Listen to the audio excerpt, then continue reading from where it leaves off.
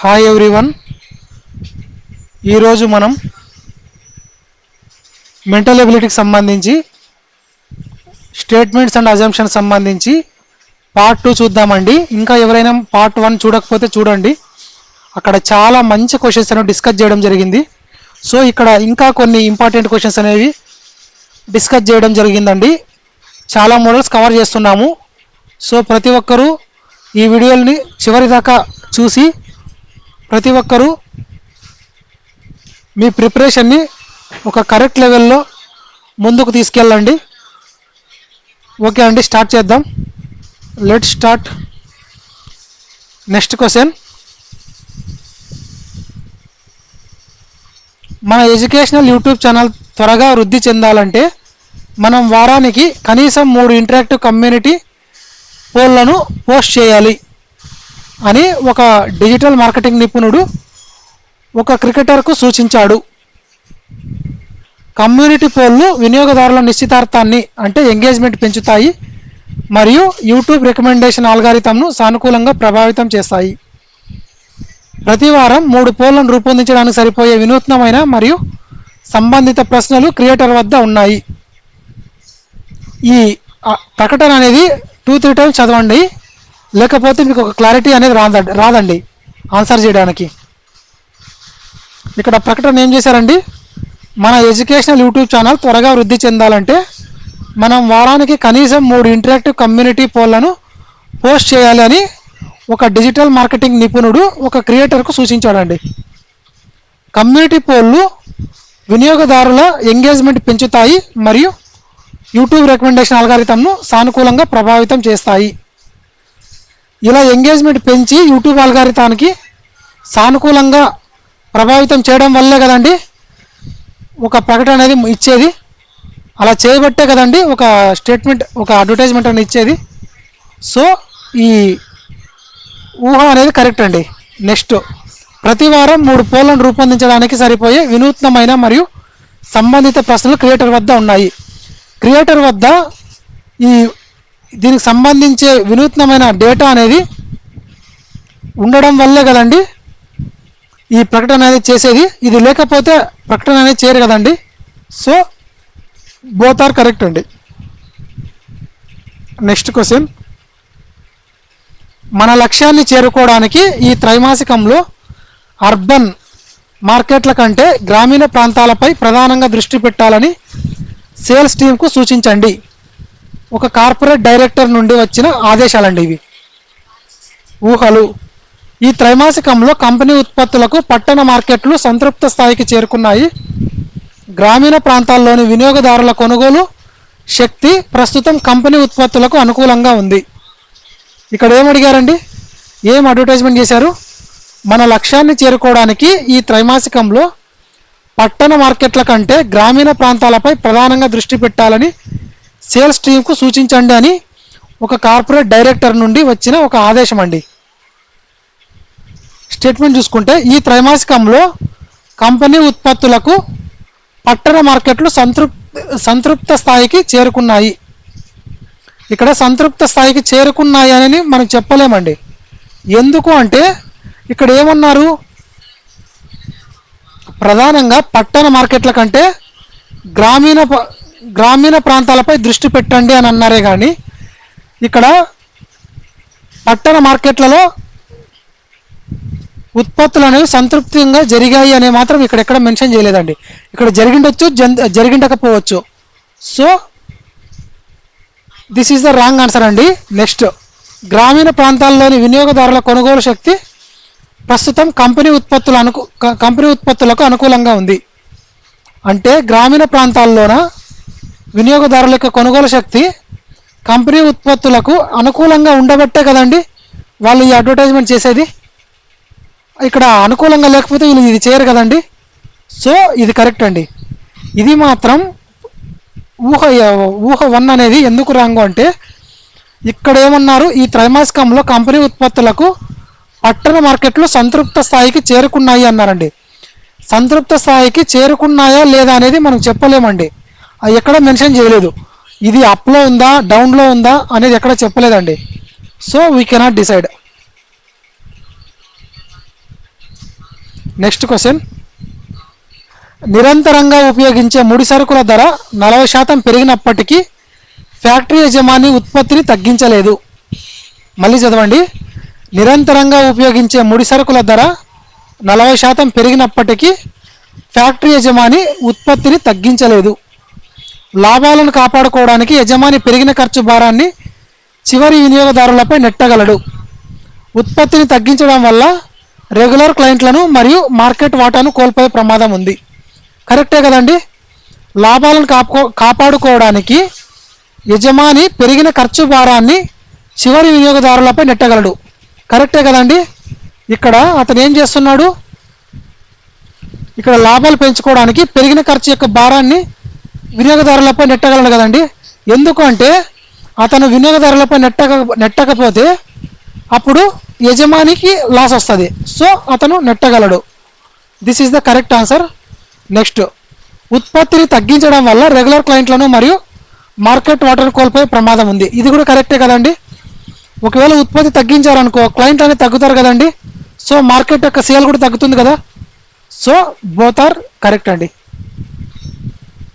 Next question, తీర ప్రాంత నగరాన్ని భారీ భూకంపం తాకింది కానీ కొత్తగా నిర్మించిన స్కై స్క్రాపర్లు అంటే ఎత్తైన భవనాలు ఎటువంటి నిర్మాణ నష్టానికి గురి కాలేదు.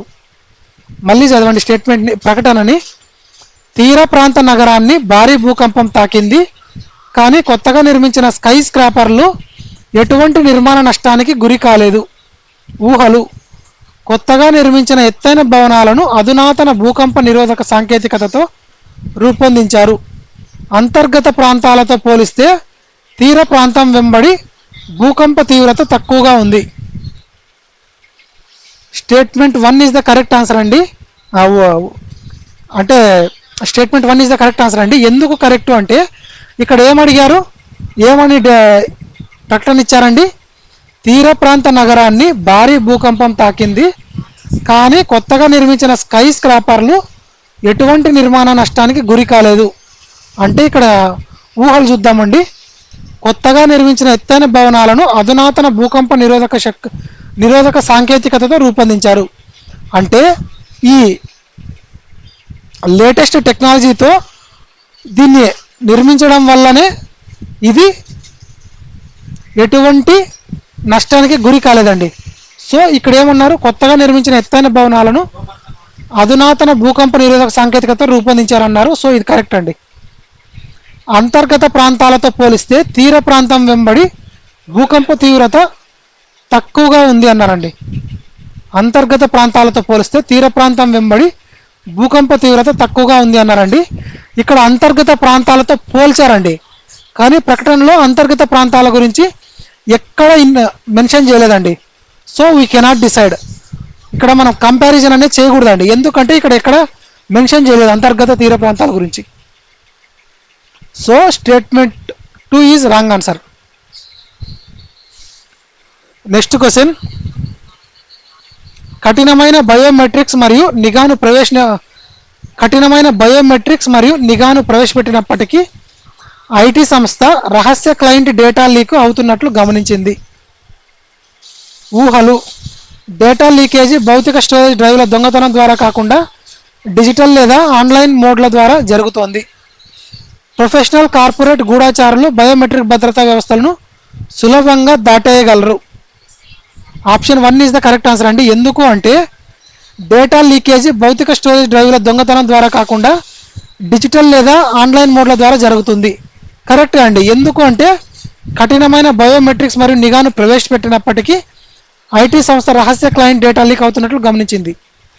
ఈ డేటా లీక్ అనేది జరుగుతుంటుంది. సో అది డిజిటల్ లేదా ఆన్లైన్ మోడ్ల ద్వారా జరుగుతుంది. సో కరెక్టే అండి. ప్రొఫెషనల్ కార్పొరేట్ గూఢచారులు బయోమెట్రిక్ భద్రతా వ్యవస్థలను సులభంగా దాటేయగలరు అన్నారండి. సులభంగా అనేది రాంగ్ అండి. ఎందుకు అంటే ప్రతి కార్పొరేట్కి కొన్ని సెక్యూరిటీ లెవెల్స్ అనేవి ఉంటాయండి. అవన్నీ దాటి డేటా లీక్ చేయాలంటే సో ఇది రాంగ్ ఆన్సర్ అండి. అవన్నీ దాటి డేటా లీక్ చేయాలండి. సో అది అంత ఈజీగా దాటలేరండి. So statement 2 is wrong answer. Biometric సిస్టమ్ని సులభంగా దాటివేయగలరు అనడం తప్పు. అత్యంత సురక్షితమైనవి కాకపోతే డేటా లీక్ అవ్వడానికి ఇతర మార్గాలు అంటే ఆన్లైన్ హ్యాకింగ్ వంటివి ఉండవచ్చు. నెక్స్ట్ క్వశ్చన్, ఊహించని అకాల భారీ వర్షాలు రాష్ట్రంలోని 70% ఉల్లి పంటను నాశనం చేశాయి. అయితే ఉల్లిపాయల మార్కెట్ ధర పెరగడానికి బదులు 15% తగ్గింది. ప్రభుత్వం వెంటనే బఫర్ స్టాక్ల నుండి మరియు దిగుమతి చేసుకున్న ఉల్లిపాయలను దేశీయ మార్కెట్లోకి భారీగా విడుదల చేసింది. మిగిలిన 30% ఉల్లిపాయల నాణ్యత చాలా తక్కువగా ఉండడం వల్ల మార్కెట్లో వాటికి డిమాండ్ తగ్గింది.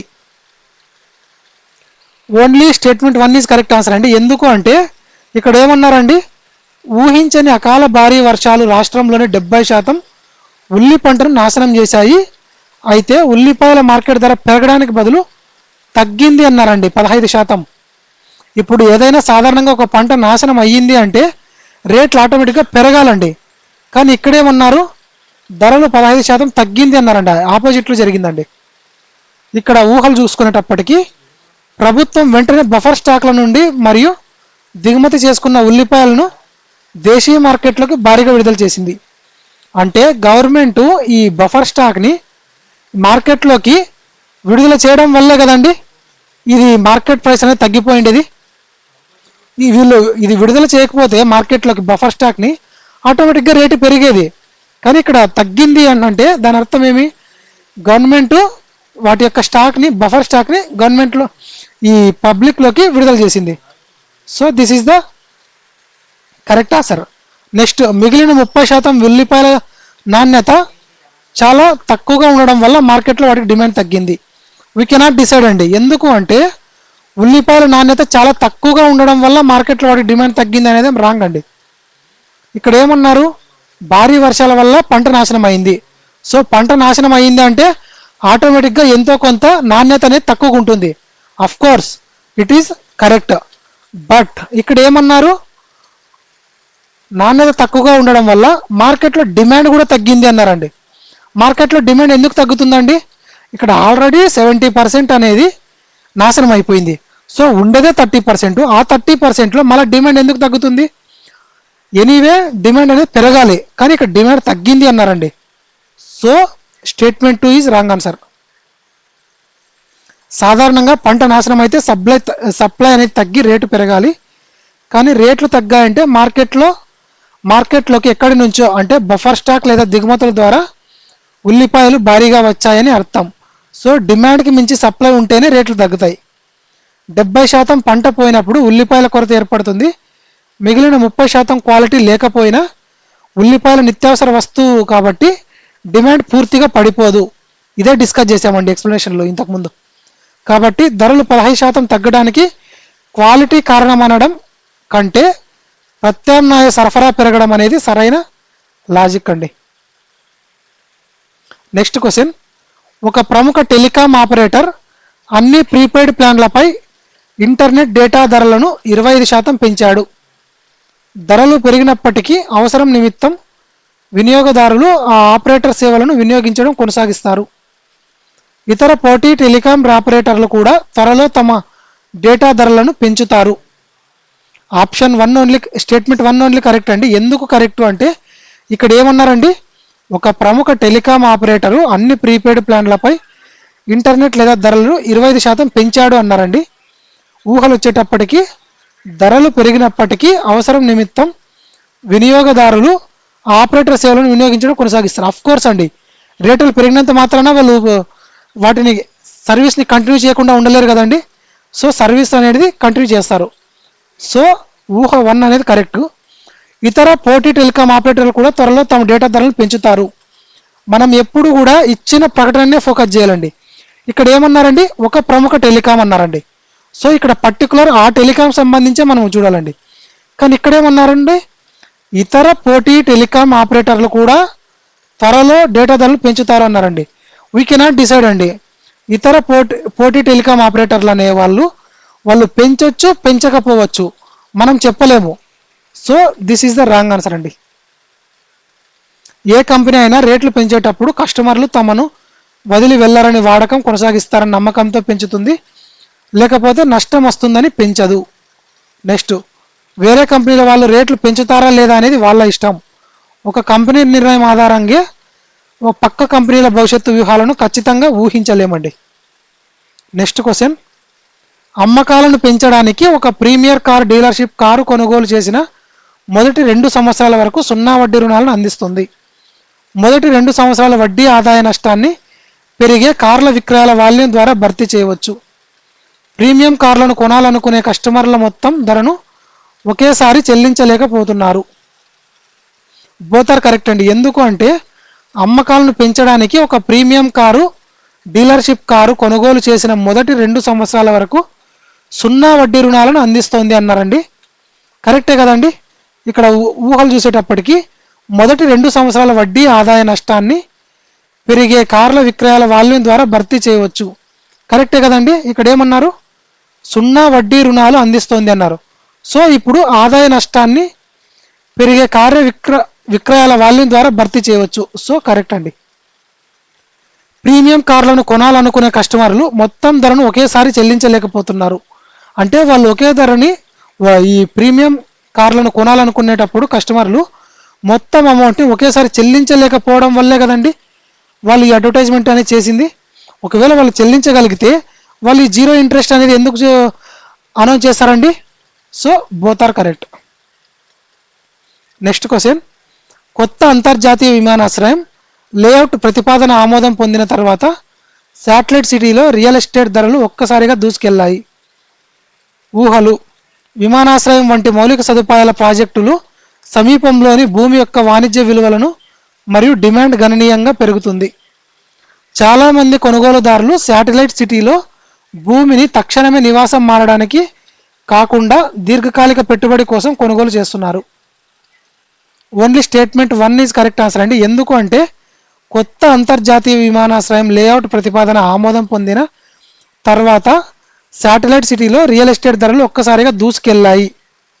విమానాశ్రయం వంటి మౌలిక సదుపాయాల ప్రాజెక్టుల సమీపంలో భూమి యొక్క వాణిజ్య విలువను మరియు డిమాండ్ను గణనీయంగా పెంచుతాయి.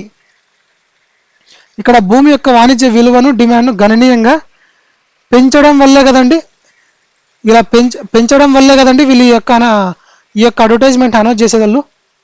నెక్స్ట్, చాలామంది కొనుగోలుదారులు శాటిలైట్ సిటీలో భూమిని తక్షణమే నివాసం మారడానికి అన్నారండి.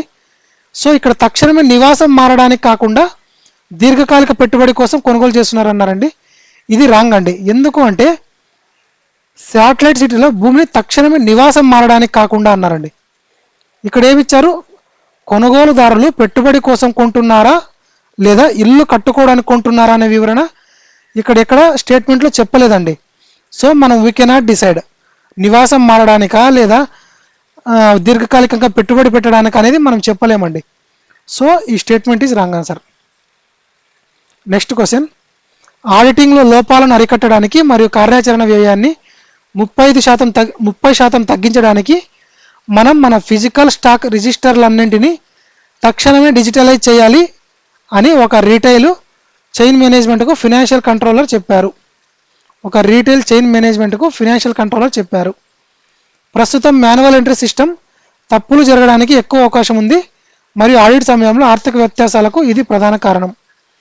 కొత్త డిజిటల్ ఇన్వెంటరీ సాఫ్ట్వేర్ను ఇన్స్టాల్ చేయడానికి మరియు మైగ్రేట్ చేయడానికి అయ్యే ఖర్చు 30% కార్యాచరణ పొదుపు కంటే ఎక్కువ ఉండదు.